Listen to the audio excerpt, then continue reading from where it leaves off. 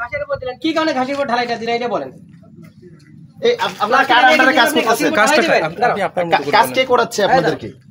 আপনার তো দোষ নেই ভাই, আপনার যে কাজ করেছে সেটা বলেন। আপনি তো কাজের লোক, আপনাদেরকে তো হাজিরা নিচ্ছে।